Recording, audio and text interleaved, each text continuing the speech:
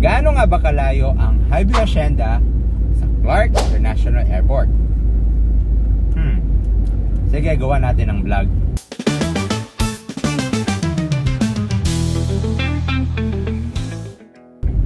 Magsisimula tayo sa Clark Airport papunta doon sa Highview Hacienda. Alaman kung ano na yung mga update. Mga 3 years na yata nung huli tayong nag-video dito, ano. I think that was pandemic. Nakapas pa tayo noon, and sabi ko nga dun sa video natin, less ng tren or station ng tren dito sa Clark. Ayan. So mag-video na ako ngayon kasi alam na natin after 5 years iba na yung magiging itsura nito. Malaki na mga gusali, no? Papanoorin ko na to sa YouTube. Babalikan ko siya after 5 years kasi alam ko na maraming magaganap. So ito na ngayon, hindi pa siya 5 years, sa 3 years pa yon. So marami na pong nagaganap, no? Lalo na yung trend. Madadaanan natin yung malaking trend depot at syempre yung parang subway style, no? Dito sa Clark. Isa din yan sa mga highlight at why you need to buy a property, especially near Clark. Kung hindi ka pa kaya nakapag-subscribe ng YouTube natin, please do like and subscribe para ma-update po kayo sa mga future nating virtual tour na kagaya nito. Yan, subscribe lang. Ano bang hinihintay natin? Let's go!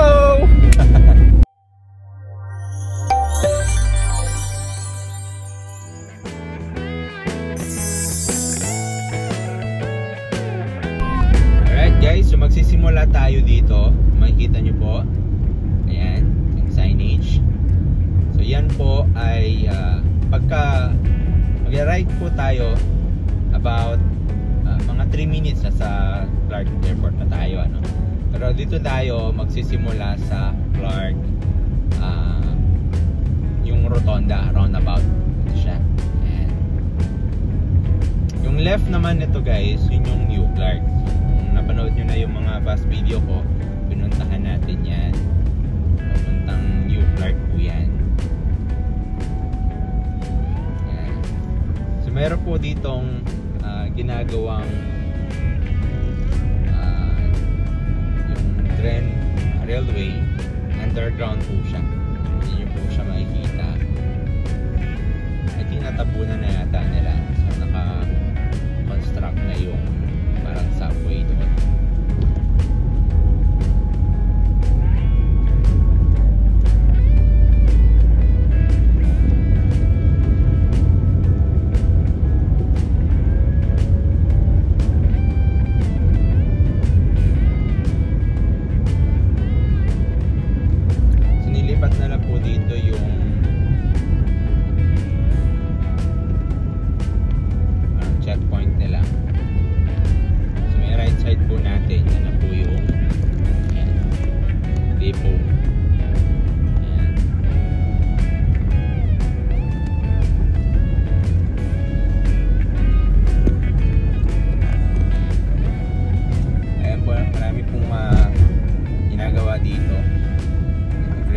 Bypass road.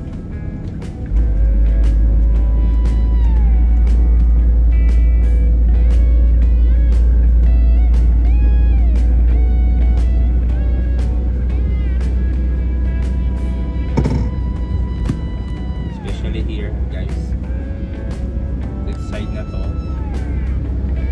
gagawin yata nilang intersection dun sa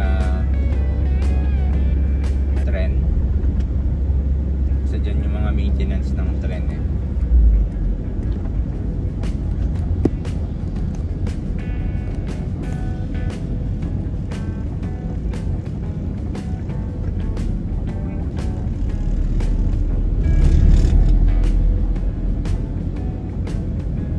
So nagkaroon sila ng panibagong or yung diversion road.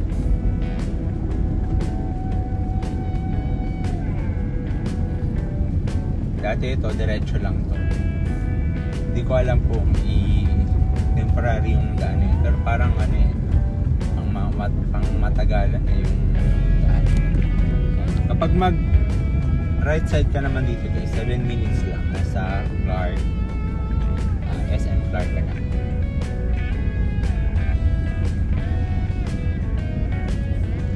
Then ito yung bagong daan papunta dun sa pumunta ng Bamban. Mas ano po yan, hindi ka nadadaan ng crossing dito, which is nagkaroon ng bottleneck kasi yan, rush hour. Yan, didiretso ka lang ito labas mo sa may Tiglaw Hospital. So, malaking tulong po yan. Ito naman yung alabas na ng Mabalacat Gate. And diretso po nito, madadaanan natin yung NLEX. Ito rin yung daan, dire-diretso lang kung saan yung located ang Highview Hacienda.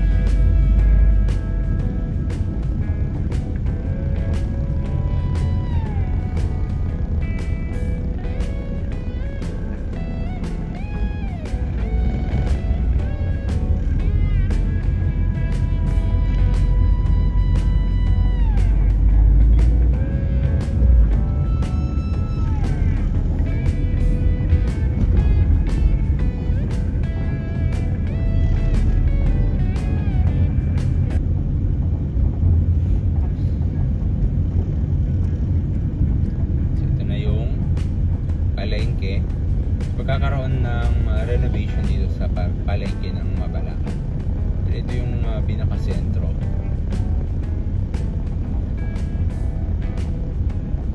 Nakaroon yata dyan ng mga 2-story, 3-story. Pero inaayos lang yung paglilipatan ng mga vendors. Ito yung crossing guys ng MacArthur Highway. Dito din halos lahat ng pamilihan. Malapit lang dito yung mga Jollibee, McDonald's, KFC at yung Pure Gold. So kung kayo ay mamalengke, ito po ang pwede nyong puntahan.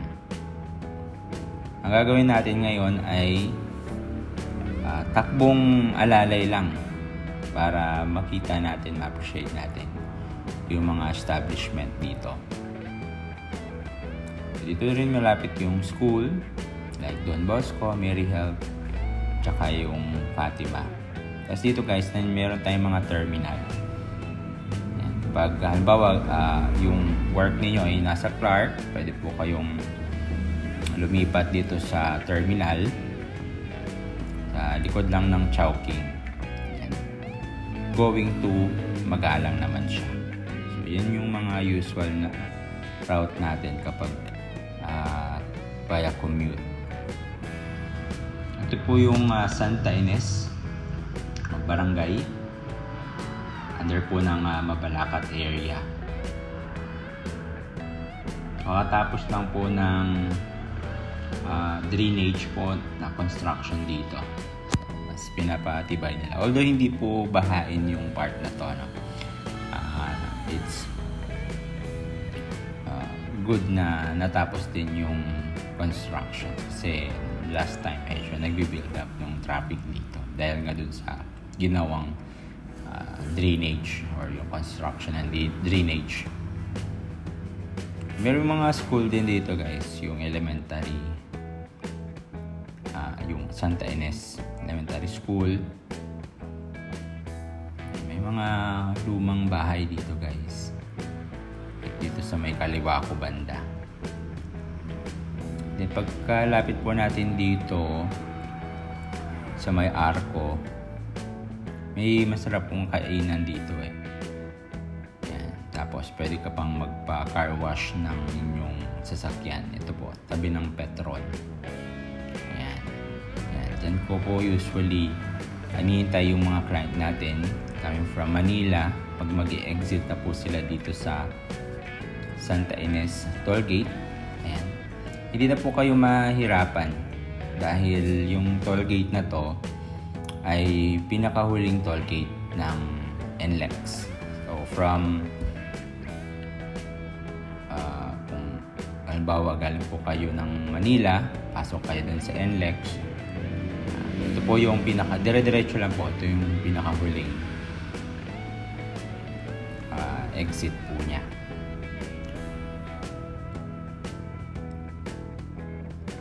Yan, dito naman yan, kung saan mag-i-exit yung mga galing ng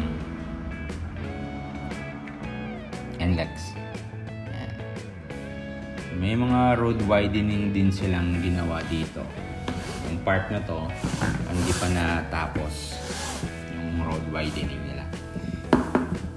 Pero yung mostly, tapos na. Meron pa silang ginagawa dito guys. Hindi ko alam kung ano itong ginagawa nila dito. Na parang, ayan o. Ayan, so, parang binibuild nila something. Dahil itong area na to, wala pa tayong mall dito. So hopefully, magkakaroon dahil marami pong dumadaan dito guys. Taga Concepcion, Magalang, ayan. At marami din mga population yung mga barangay po dito. Ayan. Ito man yung Buena Vista at marami po tayong mga warehouses. Ayan, like logistics. Pero guys, makikita mo yung daan natin, napakaluwang po. Alalay lang po yung takbo natin dahil hindi naman tayo nagmamadali at gusto rin natin ma-appreciate yung lugar. Ito po yung Philinvest, madadaanan po natin. Kasi mayroong mga listing din po tayo dyan. Then marami pa pong mga bakanteng lote po na provision somehow ay madidevelop din siya.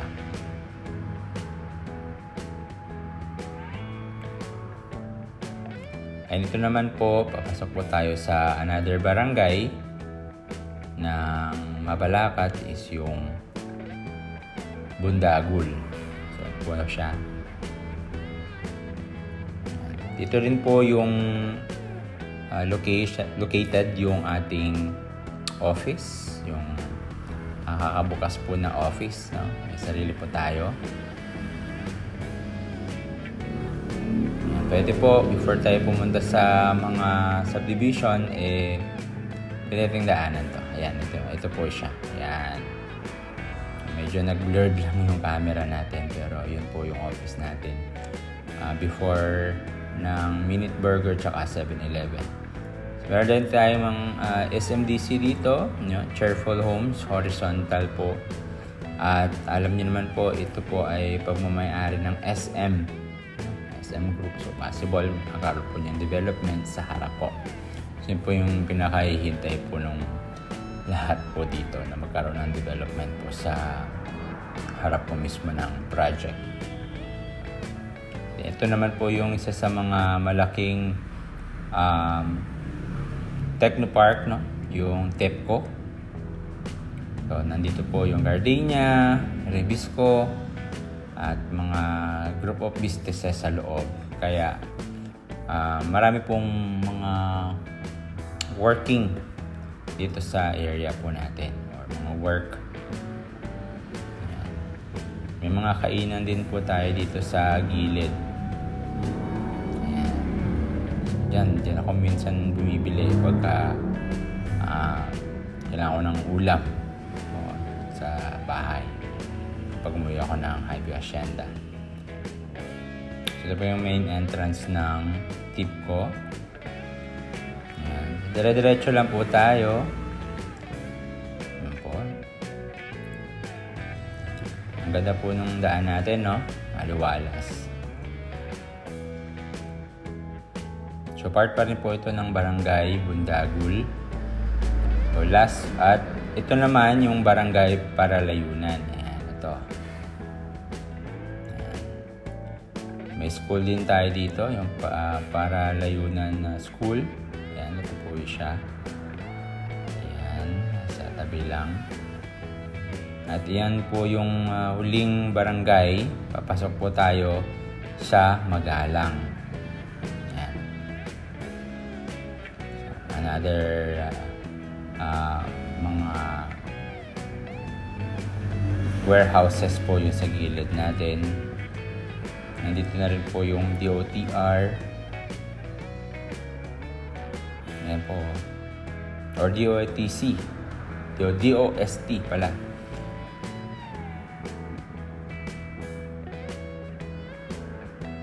Ayan. So dito sa part po na to ay ang boundary ng Mabalacat. At ito, papasok po tayo sa Magalang. Ito na po yung Magalang Santo Rosario po, which is located si Highview Hacienda. So madadaan din po natin dito yung mga in-offer din natin na si Hamana Homes. Ayan po, kung nakikita nyo na po sa mga video ko, ayan po si Hamana Homes. Ayan, sunod-sunod na po dito, itong barangay po na to, marami po tayong mga resettlement dito, yung Santo Lucia, Santo Domingo, pero dito lang po sila sa may right side. Ayan. So dito po ipapasok yung mga resettlement. Ayan. Malaki din po yung mga pamilihan dyan, yung mga palengke. Ito po yung jeep. Ayan, galing po ng Angeles po yan. So isang sakayan lang din po tayo. Going Concepcion po siya.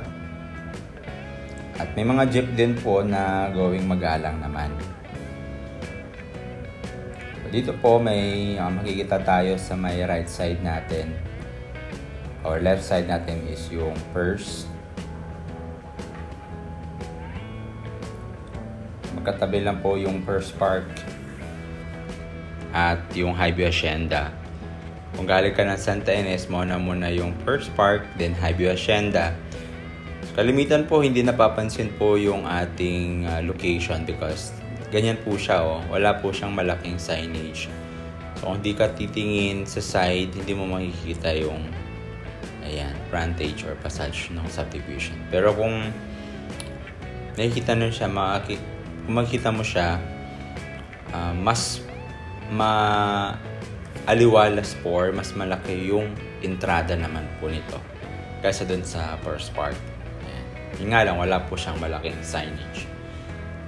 So dito po sa side natin, sa right side ay yung office at katabi po niya yung ating model house. Ito po yung spinal road ng subdivision at meron po tayong 4 po na phases. Ang una po, ayun po ay dinevelop starting noong 2005 pa. Kaya makikita nyo, malalaki na po yung mga puno. Ayan. Ito yung phase 1 sa side. So, ito lang yung area, yung spinal road na medyo busy area. Maraming dumadaan. Pero pagka pumunta ka na doon sa mga residential niya, ay maaliwalas naman. Ito naman po yung mga buyer na bumili ng lupa at nag-design po ng sarili nilang bahay. So may mga lot only po dati kasi na binibenta. Pero ngayon po, konti na lang po. Yun po yung mga nasa corner na lang po natin. Yun nga lang, naka-attach po siya doon sa bahay. So possible yung kadikit nung corner lot is kukunin nung nakakuha sa bahay. So yun po yung parang yung kagaya po sa akin. Adjacent niya, lot only. So nakapangalan kay Mrs. yung lote, sa akin naman yung bahay. Kaya malaki siya. Hindi rin naman siya nagkakasabay doon sa payment kasi unang na-open yung mga house and lot. At huli yung lot only. So, ito po, bungad po ito ng phase 3. Ayan, ongoing po yung ginagawa dito. So, ito po yung phase 3 kung saan ako nakakuha. At mabilis po tumubo yung damo. Sarap. Kaya masarap magtanim dito kasi napakaano pa yung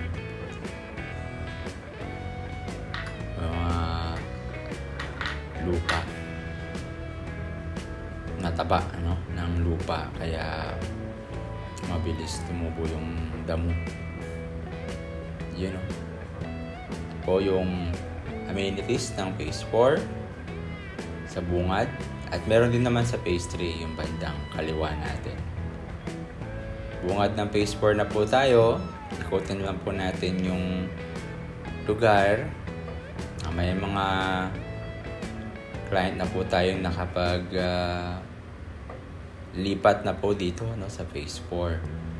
So pwede po kasi tayo magpa-expedite or magpabilis ng process na paglipat, lalo na po yung mga spot cash payment po natin at yung mga nakapag full TP or down payment agad. So ito yung sa Phase 4 na amenities. Shoutout po tayo sa mga client po natin nakakuha dito. Ma'am Trishelle, ayan. Ito po yung perimeter fence ng Phase 4. Ayan.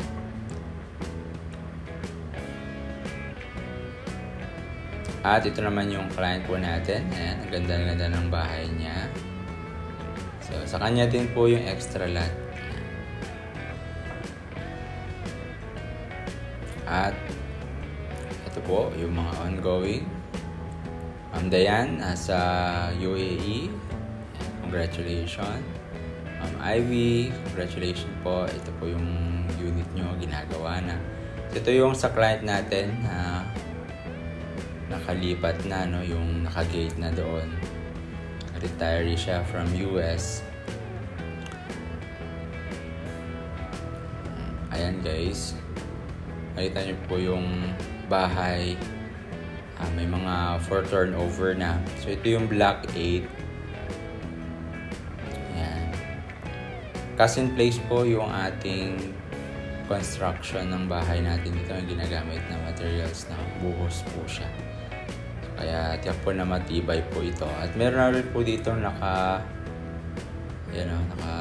turnover na may gate na. Siguro yung naka cash payment din sila.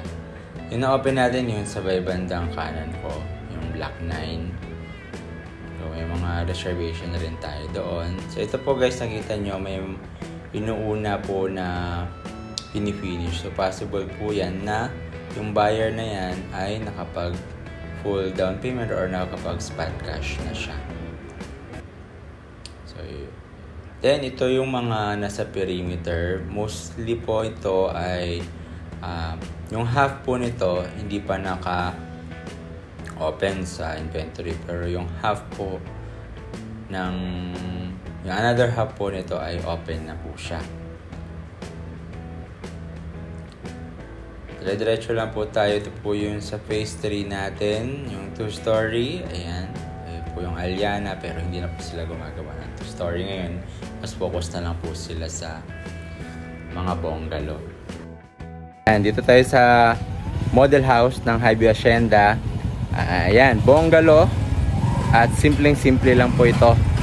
So, malaki po yung lot area nito, yung mga actual size natin dun sa available unit natin sa Phase 4. Nasa regular cut na 77 square meter at yung mga bigger size naman natin meron tayong 82 square meter. Then yung floor area nito same lang, nasa 32. Ayan. Dalawang bedroom po ito. Ayan. Mas malaki po yung frontage ng mga bago natin ngayon dun sa Phase 4. Ito kasi mga nasa 2 meters, doon nasa 3 meters na. So mas pinahaba po kasi siya. Ayan, no? Ito po kasi nasa 70 lang to no? Ayan, 10 by 7. Yun, nasa 10 by 8. Ayan. So ito naman yung loob niya. Ayan, guys. Yung loob niya. Ayan. Okay. Ang isa sa mga maganda dito guys, dalawang bedroom na siya. Ayan. Tapos pwede nyong pagawa itong TV console. Meron din tayo niyan, pinagawa.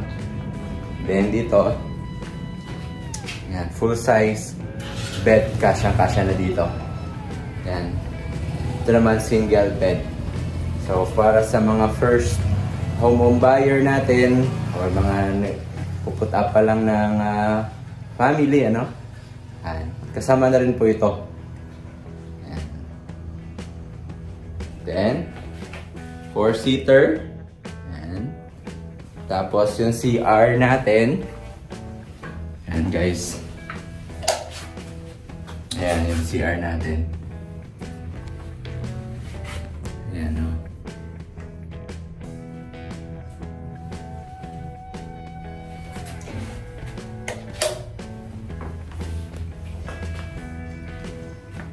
Tapos meron pa siyang expansion dito sa likod.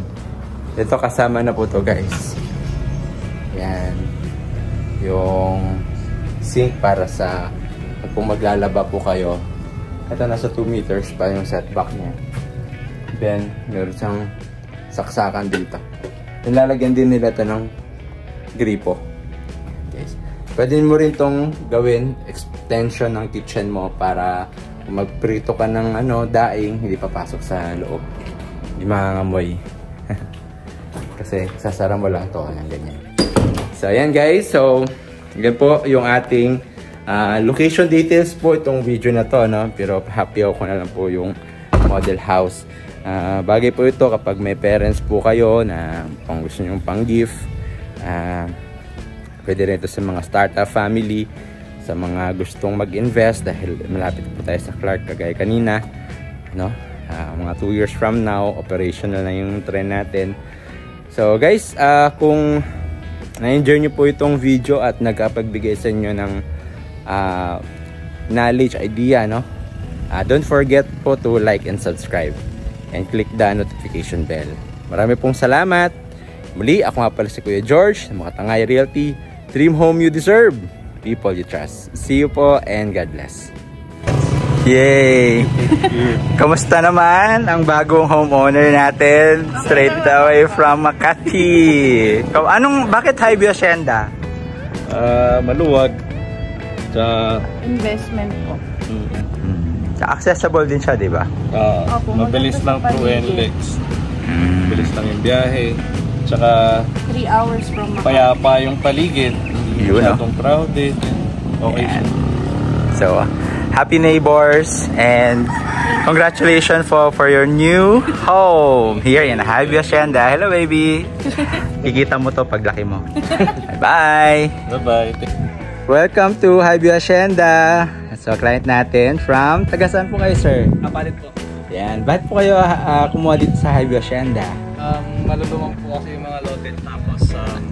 Tapos, hindi flood free. Yan, sexy. Yan. Si sir is from Apalit kasi, so well known. Ayan. So, welcome po dito sa Highview Hacienda. My new neighbors. Congratulations po. Yay!